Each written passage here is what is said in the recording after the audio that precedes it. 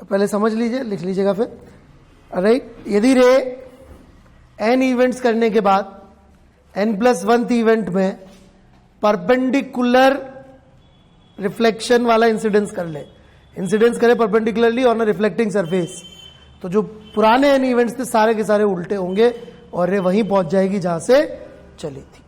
Right, ये आपने कभी मूवीज में देखा हो तो जो एक्शन मूवीज वगैरह होती हैं या जो थ्रिलर्स भी होती है उसमें कई बार कोई छुपा होता है और राइट, वो कांच में जो है जो किलर है उसको देख लेता है, देख लेती है और वो भी उस कांच में उसको देख सकता है। आप किसी की आंखों को यदि कांच में देख सकते हो तो वो भी आपकी आंखों को कांच में देख सकता है, उसी कांच में। That is basically principle of reversibility of light. जिस रास्ते से गई है उस रास्ते वापस आ जाएगी यदि रास्ते में कहीं पे बीच में क्या इंसिडेंस हो गया, परपेंडिकुलर इंसिडेंस हो गया रिफ्लेक्टिंग सरफेस पे। Right, if a light undergoes perpendicular incidence on a reflecting surface, it will retrace its path back. It will retrace its path back.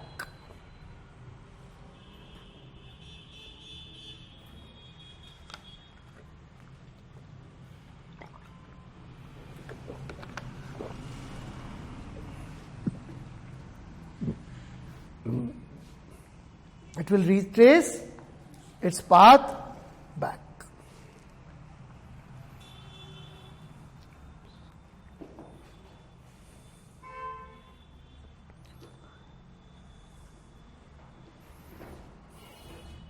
यदि लाइट परपेंडिकुलर इंसिडेंस करे, कहने का मतलब ये गई, यहां पे कोई इवेंट हुआ, रिफ्रैक्शन या रिफ्लेक्शन, नॉट इंपॉर्टेंट। ओके, मान लीजिए ऐसे लाइट रे जा रही है, यहां एक event 1, event 2, event 3। This event can be reflection और reflection, not important, not at all important. ठीक है, रिफ्लेक्शन और रिफ्रैक्शन, रिफ्लेक्शन और refraction, nothing is important. Event कौन सा है, 1, 2, 3, दैट इज नॉट इंपॉर्टेंट कौन सा इवेंट हुआ।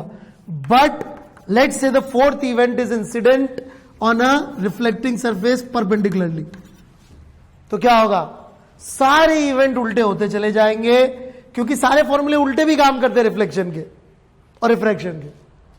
μ1 sin θ1 is equal to μ2 sin θ2, hence μ2 sin θ2 is equal to μ1 sin θ1. If angle of incidence is I, then angle of reflection is equal to I. If angle of reflection incidence is R, then angle of incidence would be R. मतलब angle of reflection would be R and I were equal. तो सारे इसके सारे phenomena उल्टे पुल्टे भी होते चले जाएंगे। समझ में आ रही है मेरी बात, या बना के दिखाऊं, या रिफ्लेक्शन हुआ, रिफ्रैक्शन हुआ, सब पक्का? Do you get that? Okay, तो जितने भी इवेंट लिख दिया मैंने, इसलिए हार्डली मैटर्स रिफ्लेक्शन हो रहा है कि रिफ्रैक्शन हो रहा है। कितने भी रास्ते से लाइट आई हो, घूम के वापस भी जाती है। राइट, बड़ा अच्छा सवाल हमने शीट में डाल रखा है इसका, ब्यूटीफुल क्वेश्चन, कि मान लीजिए एटमॉस्फेयर से वो आती है लाइट, तो एटमॉस्फेयर से आते हुए उसका रिफ्रैक्शन होता होगा। राइट, हमको एक सैटेलाइट दिखाई दे रहा है, यदि हम उसको वापस सिग्नल भेजना चाहें तो हमको किस तरफ डायरेक्शन करनी चाहिए, सैटेलाइट से ऊपर की नीचे या उसकी तरफ? उसकी तरफ, क्योंकि जिस रास्ते से लाइट आई है यदि हम उसी एंगल पे कर देंगे तो बाय प्रिंसिपल ऑफ रिवर्सिबिलिटी उस रास्ते से घूम के वापस चली भी जाएगी। जो आने का रास्ता वही जाने का रास्ता हो जाएगा। That is principle of reversibility of light. और इसके ऊपर बेस्ड है बड़ा प्यारा सा सवाल 47, जिसको यदि आप किसी और तरीके से करेंगे तो बहुत परेशान हो जाएंगे। The convex surface of a thin concavo convex lens, इसमें लेंस का कोई यूज नहीं है, ठीक है, तो इसको दिल पे मत लीजिएगा। उसने कॉन्केवो कॉन्वेक्स लेंस लिख दिया, हमको कोई यूज नहीं करना लेंस का।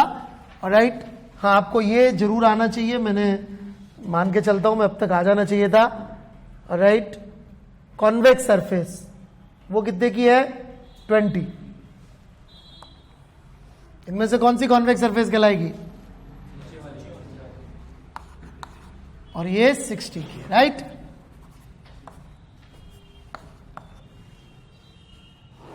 ठीक है,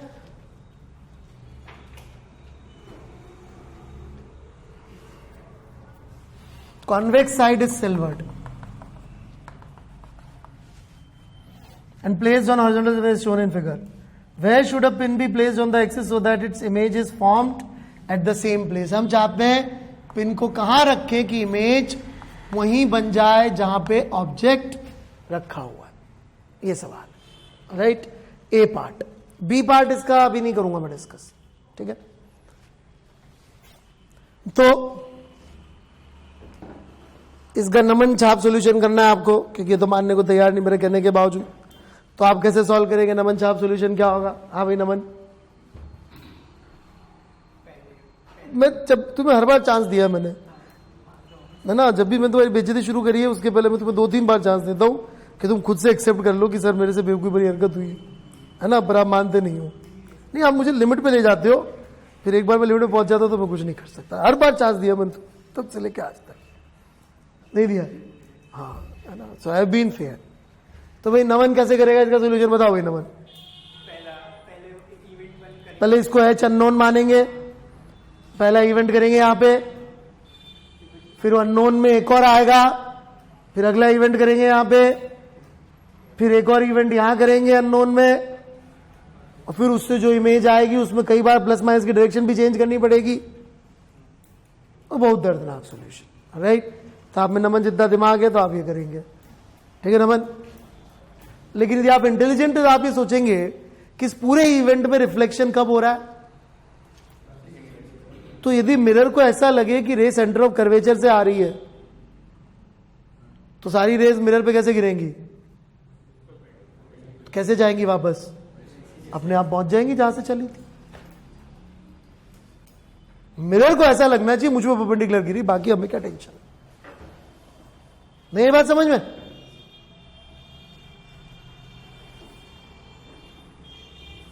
करिए जरा सॉल्व अब इसको. बहुत सवाल आते हैं इस बात के, है ना. इसका एक टेक्निकल नाम भी और एक आइडिया भी है, वही मैं आपको समझाना चाहूंगा. पहले आप जल्दी से इसके सवाल सॉल्व कर लीजिए. जेई में आया हुआ एक टर्म है, वो मुझे समझाना है. Please finish it quickly. मेरे वाले तरीके से सॉल्व कर लीजिए फास्ट.